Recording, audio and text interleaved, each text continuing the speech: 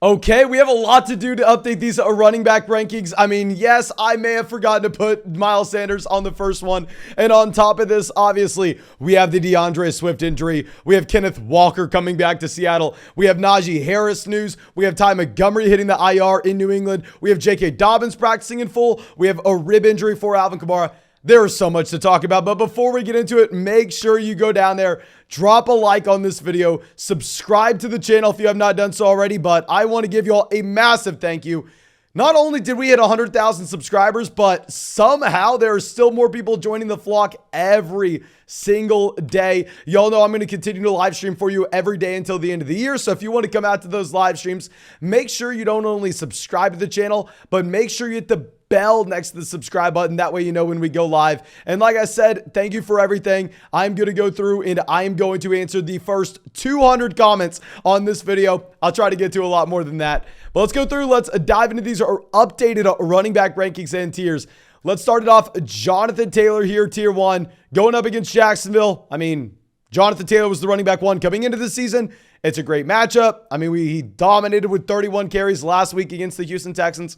Nothing to talk about. Let's drop it down to tier 2 with Christian McCaffrey. And I know that we have a lot of people panicking on CMC. He did not have his usual 2019 workload in week 1. I mean, I didn't like what we saw from Baker Mayfield. Derrick Henry didn't have a great game against the New York Giants defense. But in reality, CMC is CMC. Do not panic. Do not trade him. Start him week 2. And also, you can check out his player prop on Underdog. I mean, they are still very aggressive on Christian McCaffrey. If you are worried, feel free to go take that under. I wouldn't advise it. But of course, if you want to go check out any of those player props on Underdog Fantasy, if you want to get into a draft with us, we're going to be doing drafts every single night on that live stream going forward as well. Go sign up for Underdog Fantasy. Use promo code FLOCK and they'll match your first deposit dollar for dollar up to 100. So it's free to try out and you can get into drafts with us. Plus, you'll get our 2022 rankings. But let's go down to our next running back 3 here, Saquon Barkley, going up against Carolina Panthers, who just gave up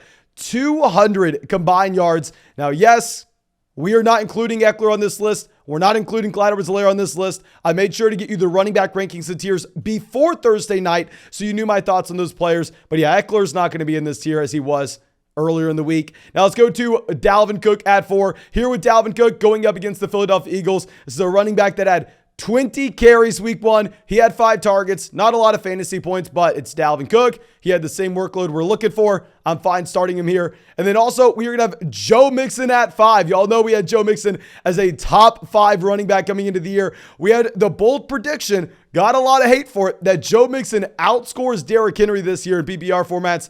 That's looking more and more likely. Let's drop it down to our next tier. Derrick Henry coming in at tier 3. I'm not panicking with Derrick Henry. I mean, yes, he didn't catch the ball week 1, but Derrick Henry's never been a pass catcher. So, I mean, that's who we knew he was going to be. You should not be panicking if you drafted Derrick Henry. You have who you thought you had. Now, I will say, bad matchup against the Buffalo Bills. I think the Tennessee Titans are forced to throw the ball. I think they play from behind. So we are going to have Derrick Henry at tier 3 rather than tier 2 this week. Then we are also going to have Nick Chubb here at 7 going up against the New York Jets. Now with Chubb, I mean, he dominated last week with Kareem Hunt stealing a lot of points, stealing a lot of production from him. I mean, hell, this is going to be the best committee running back in the NFL. We used to say that as a slight towards Nick Chubb when people used to draft him in round 1 last year. But I'm actually rooting for Nick Chubb since we got him a lot in round 3 of underdog drafts this season. Going up against the Jets will be a great matchup. I think the Cleveland Browns will be able to run the ball. And then at 8, we are going to have DeAndre Swift. Now, the reason we're moving DeAndre Swift down a little bit behind Nick Chubb is I am concerned with the ankle injury. He did not practice Wednesday. He did not practice Thursday. So, of course, I will update you Saturday morning. I will update you Sunday morning. Just make sure you are subscribed.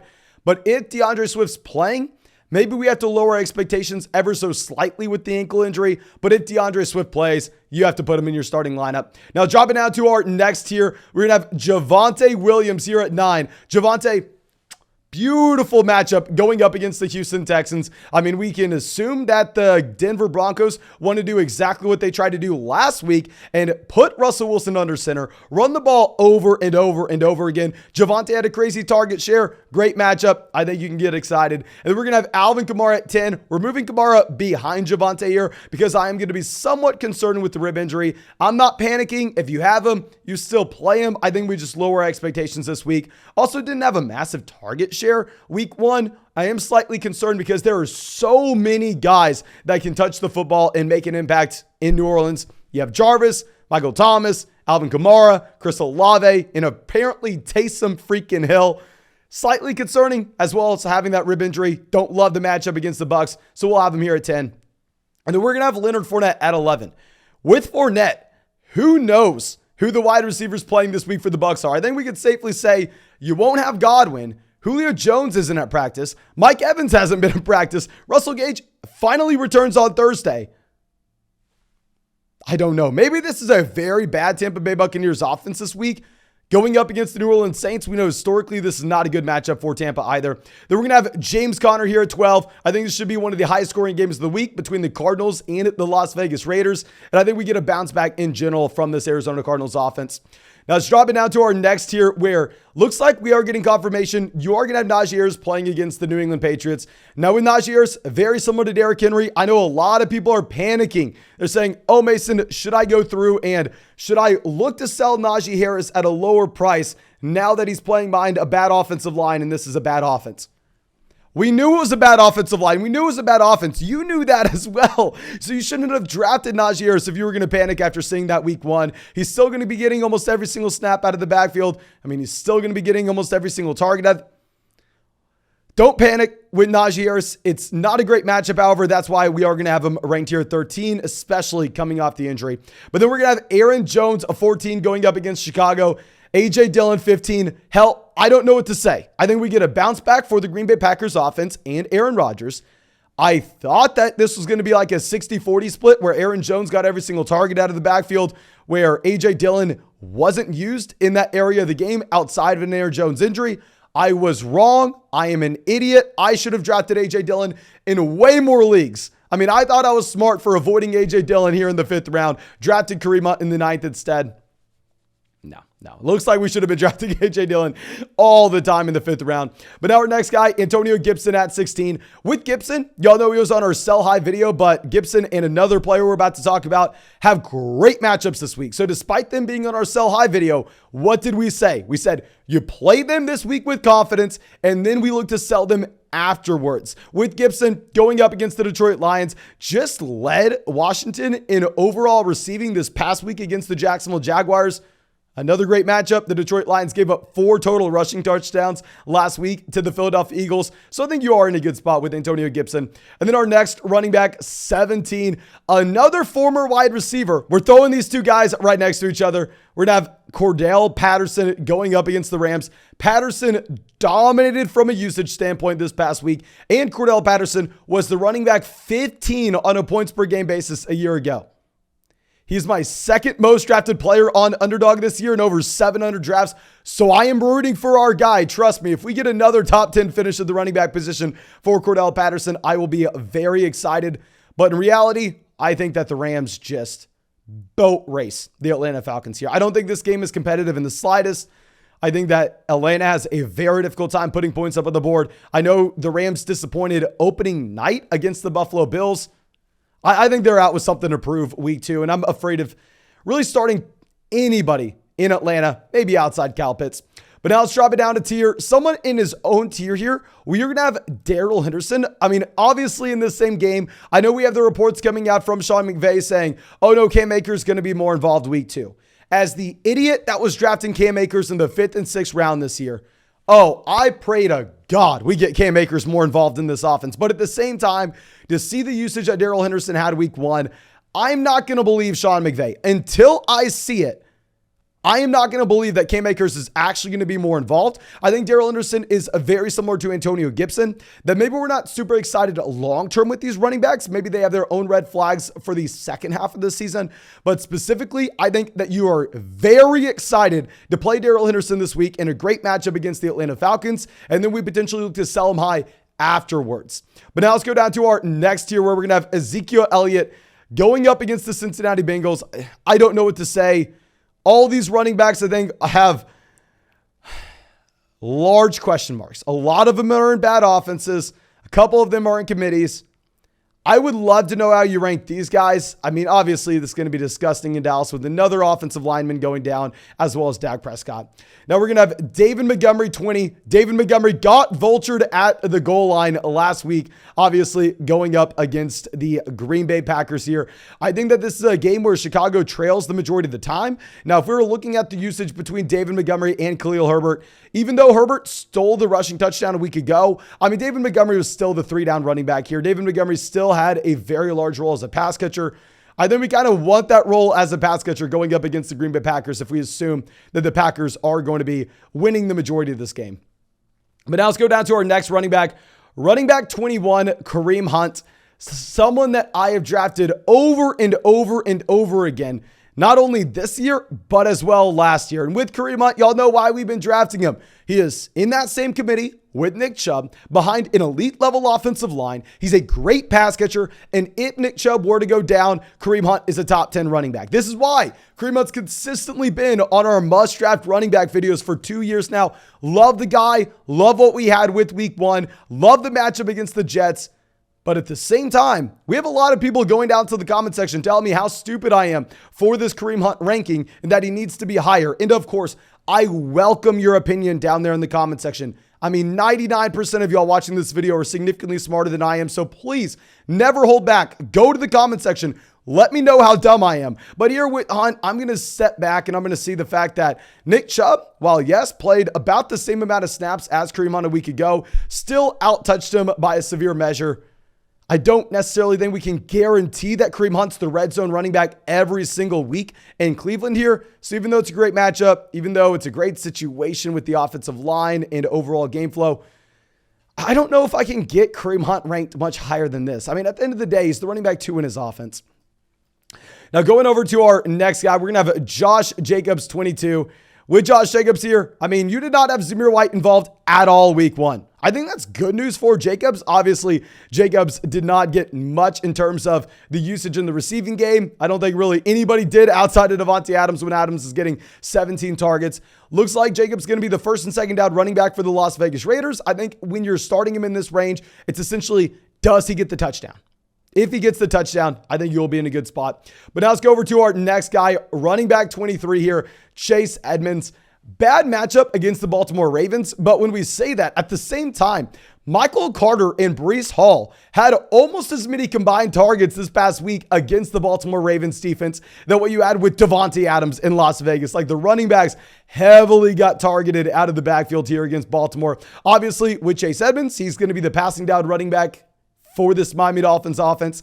And on top of this, if we are looking forward, I think that this is actually going to be a spot where Chase Edmonds maybe emerges as that consistent running back 2 that you can start every single week.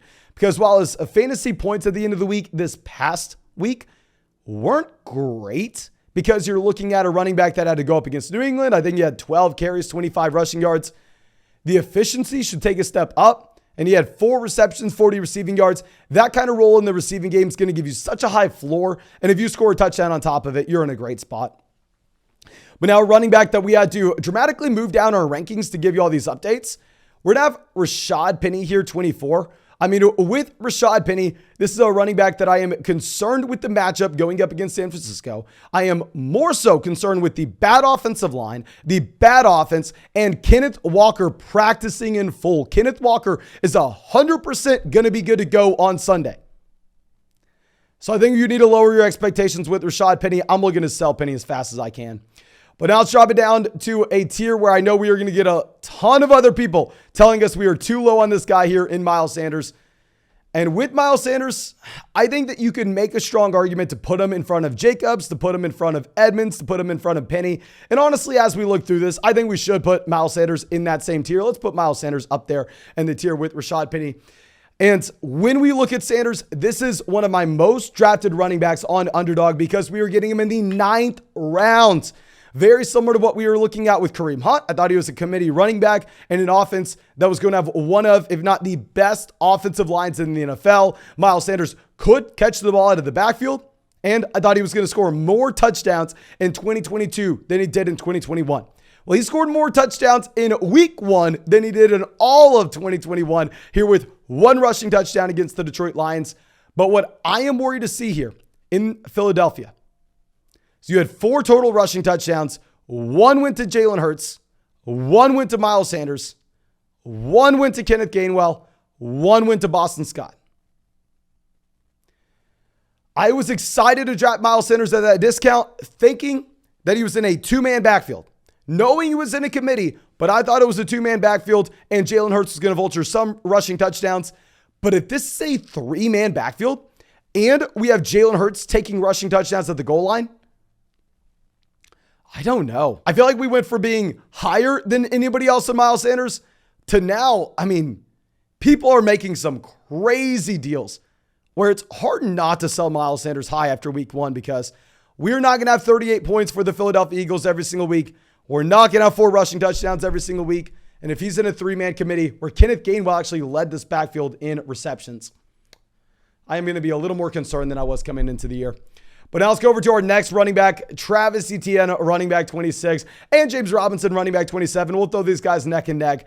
I don't love the matchup against the Indianapolis Colts. I think very similar to what we were going to see with the Los Angeles Rams and the Indianapolis Colts. I think the Colts go out there and they just boat race the Jacksonville Jaguars here. I think they have something to prove after tying to the Houston Texans in week 1. With Etienne, I think that he is most likely the running back that we want here, even though he only had 4 carries week 1. He got benched going into half for a fumble and a drop. He's the running back that can catch passes. It was his first game ever in the NFL. So I think that we ride him a pass for week 1. Obviously, we are significantly lower on him, ranking him at running back 26 here. Not sold on the Jacksonville Jaguars offense yet. There's a lot of uncertainty. Etienne's probably going to be ranked higher than this next week, but for the time being, I think we have him at 26. And let's drop it down to tier where we're going to have Michael Carter, 28, going up against the Browns. Don't love the matchup. Look at what CMC just did against the Browns. And also, Breece Hall, in less snaps played, in my opinion, looked fantastic this past week. Breece Hall, we'll talk about in 1 second, led the New York Jets in targets. Eventually, Breece Hall is going to be ranked ahead of Michael Carter probably next week, if I'm going to be honest with you. I think Carter's very similar to Rashad Penny. Sell him before the rookie takes over. Now, our next running back, Devin Singletary, running back 29. Very similar situation to what we have with Miles Sanders. I prefer Miles Sanders clearly, but I think with Devin Singletary, he's in a 3-man running back by committee where the quarterback is going to be vulturing rushing touchdowns at the goal line. He's going to be competing for touches with Zach Moss, which we saw week 1. I think James Cook expands his role. And Josh Allen, we already saw the rushing touchdown in week 1. Not going to be surprised if that happens again going forward. I don't know. I just don't see where the real ceiling comes for Devin Singletary. And then our next 2 running backs, we're going to have Ramondre Stevenson and Damian Harris. You can rank these guys in whatever order you want. I am significantly more excited about the New England Patriots running backs, though, when we have no Ty Montgomery in this offense. Speaking of a 3-man running back by committee, I thought that you were not going to be able to start either Ramondre Stevenson or Damian Harris because they were going through and having this 3-man platoon of Stevenson, Harris, and Montgomery. But if Ty Montgomery is being removed, I think you probably think it helps Ramondre Stevenson a little bit more because Stevenson is a more capable passing down running back than Damian Harris. But they are definitely both significantly more exciting now that we just take that one guy out of the backfield. And now let's go down to our next tier here. We're going to have Breece Hall, 32. Breece Hall should have the elite ceiling down the stretch. I think there are very few better buy low candidates for the long term than Breece Hall, as well as our next guy with J.K. Dobbins, 33, with Dobbins practicing in full. And speaking of guys that I've drafted in way too many fantasy football drafts, I took Breece Hall in the 5th and 6th round every chance that I had for the elite level ceiling that we would have down the stretch. So I know now that he's practicing in full, a lot of people are probably surprised to see that we ranked him this low, but very similar to what we did with Chris Godwin last week. These players coming off the injury, I do not feel the need to jam them into our starting lineups and get that production right away. I think that we wait to see it. I think that we believe it when we do see it. Therefore, J.K. Dobbins, I'm not too worried about the matchup going up against Miami. Please give us the breakout. Like, I know we're not starting J.K. Dobbins this week, but I am really hoping that we have a great week because I have way too much invested into him. And now our last guy on this list. Actually, we'll throw a couple players here. We can go with one game in particular. We have Melvin Gordon going up against Houston, and we have Dameon Pierce going up against Denver. I don't know why. Clearly, Rex Burkhead was the starting running back. So it looks idiotic for me to go through and for me to play Dameon Pierce at all. Y'all know I was not a fan of Dameon Pierce when he was being drafted in the 4th, 5th, 6th round in fantasy football drafts. My monkey brain can't handle the fact that we would have to put Rex Burkhead here. So maybe Rex Burkhead is still the starter for the Houston Texans. Maybe it's laughable to even put Dameon Pierce in front of him. I don't know. My monkey brain couldn't handle going through and ranking Rex Burkhead though.